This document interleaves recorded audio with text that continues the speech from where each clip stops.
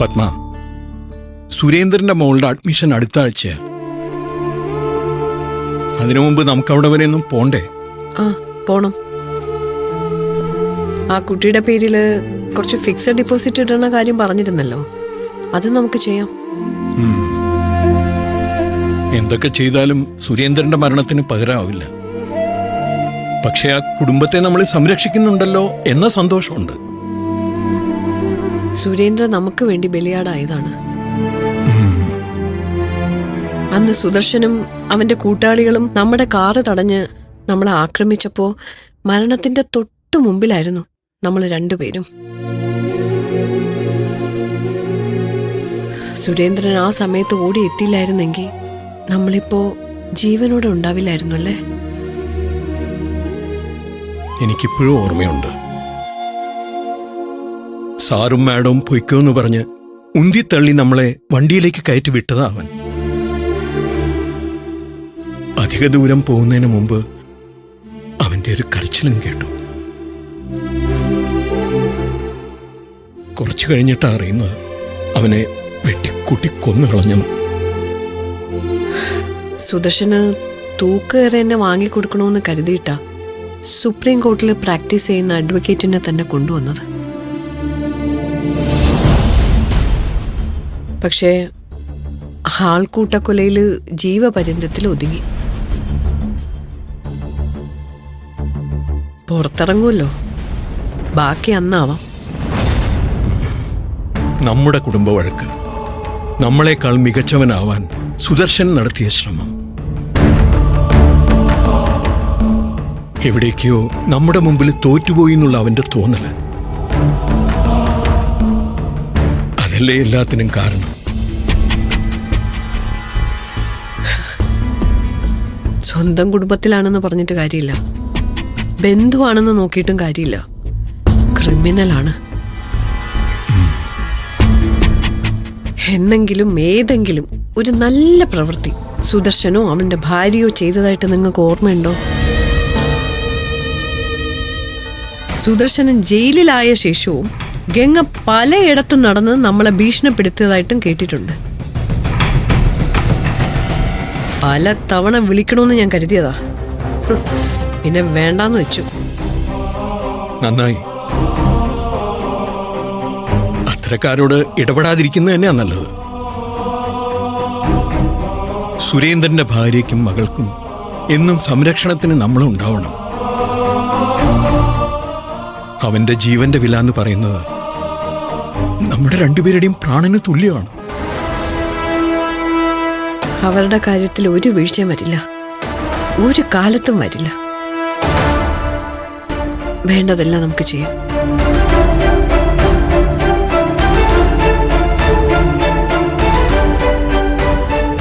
എന്താ? ഹേയ്, ഒന്നുമില്ല. വളരെ ചുരുക്കം ചില കാര്യങ്ങളിലാണല്ലോ നമ്മള് പരസ്പരം എതിർപ്പില്ലാതെ സംസാരിക്കുന്നത്. എനിക്ക് യോജിക്കാൻ പറ്റുന്ന വിഷയങ്ങളൊക്കെ തന്നെ നിങ്ങൾ പറയൂ, അപ്പൊ ഞാനിങ്ങനെ തന്നെ ആയിരിക്കും.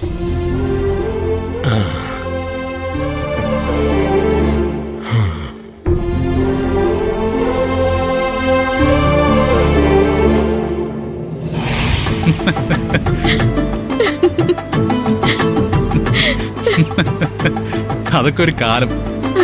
അയ്യോ, എന്ത് രസം സാറിന്റെ കോളേജിലെ കാര്യങ്ങളൊക്കെ കേൾക്കാൻ. ശരിക്കും കോളേജിൽ പഠിക്കുന്ന എല്ലാരും ഇങ്ങനെയൊക്കെ ആയിരിക്കോ? എല്ലാവരും ഇങ്ങനെ ആയിരിക്കില്ല. ഞാൻ പിന്നെ ഇത്തിരി സ്പെഷ്യൽ അല്ലേ. ഇതൊക്കെ കേൾക്കുമ്പോ കോളേജിൽ പഠിക്കാൻ പറ്റാതെ പോയതില് നല്ല വിഷമം തോന്നുക. ഡോ, അതിനെന്താ, താൻ ആ +2 എഴുതി എടുത്താൽ തന്നെ എപ്പോ വേണേലും കോളേജ് ചേർത്ത് തരാം. പോകുന്നുണ്ടോ?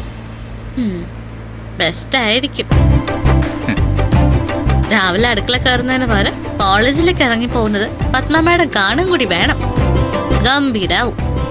എടോ, അതൊന്നും താൻ കാര്യമാക്കണ്ട. താൻ പഠിക്കാൻ ഉദ്ദേശിക്കുന്നുണ്ടെങ്കിൽ ഈ സിറ്റിയിലുള്ളതിൽ വെച്ച് ഏറ്റവും മികച്ച കോളേജ് തന്നെ കൊണ്ടുവന്ന് ചേർക്കും. അയ്യോ വേണ്ടേ, ഇനി ഇതിന്റെ പേരിൽ ഇന്നു മുതൽ ഉറക്കൊളച്ചിരുന്ന് പഠിക്കാനൊന്നും എന്നോട് പറഞ്ഞേക്കരുത്. എന്നെ കൊണ്ടൊന്നും പറ്റില്ല.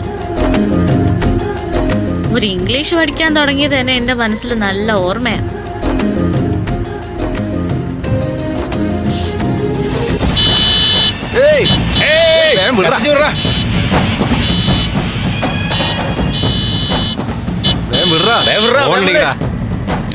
ഇവരിത് എന്തായി കാണിക്കുന്നത്? സാർ അത് കാര്യാക്കണ്ട. അവരവരുടെ വഴിക്ക് പോയിക്കോട്ടെ.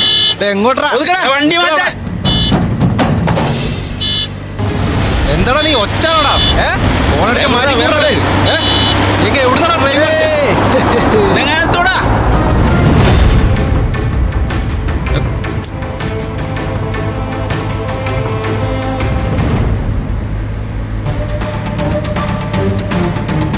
കണ്ടില്ലേ നന്ദിനി, ഇവന്മാർക്കൊക്കെ ആരാ ഡ്രൈവിംഗ് ലൈസൻസ് കൊടുത്തത്? പബ്ലിക് ന്യൂസൻസ് ഉണ്ടാക്കാനായിട്ട്. വിട് സാർ. ഒരു കാര്യം ചെയ്യ് സാർ, ഇവിടെ വണ്ടി നിർത്ത്. അവര് പോയിക്കോട്ടെ. അതെ, അങ്ങനെ അവന്മാരെ പേടിച്ച് വണ്ടി നിർത്തേണ്ട കാര്യം എന്താ? ഇതേ അങ്ങനെ വിട്ടാൽ ശരിയാവില്ല.